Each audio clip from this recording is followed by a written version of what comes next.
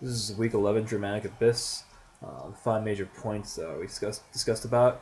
The first two main points go together. It just kind of gives a little background about Edgar Allan Poe's novel.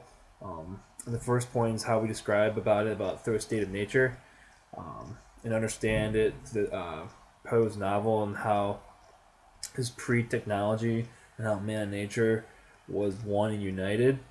And then the second part giving a little background that relates to Poe is about contextualizing the divisive advancement of technology. Example of the printing press and how it revolutionized man and nature. So those two main points just really gives a little small background or try to relate the background of Edgar Allan Poe's novel. And the third main point was how we discussed about Obama's victory speech and how it relates his language relates to a lot of overtones of the previous authors we discussed about and about Poe.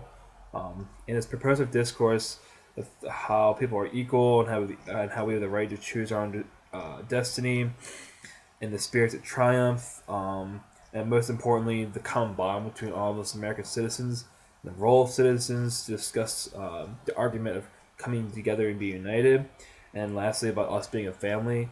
Reminds us of Winthrop, Crumb's short story of America, The Great Awakening, and that's very important to lead us into the segue of about Edgar Allan Poe. And the last thing of the victory speech, it really just gets us talking about the conversation of justice and the complexity of economics, the race and culture of our previous authors of Douglas, Thoreau, MLK, and Winthrop, and others. And the last main point from last week's class was we discussed about do we believe that Edgar Allan Poe's racism in his book is that a personal subjective point of view, or is just a thematic theme that he wrote about or he expressed during his course of day of the culture. And to answer that question, we first understand that the language about the cook is very racist, but he has power, but it's odd because he's demonized in the novel.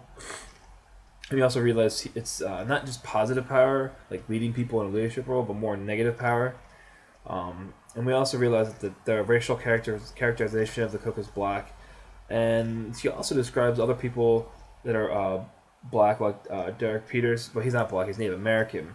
And also how about the people traveling on the boat from Antarctica to a warmer place and then being attacked by people that were described as their teeth as being black.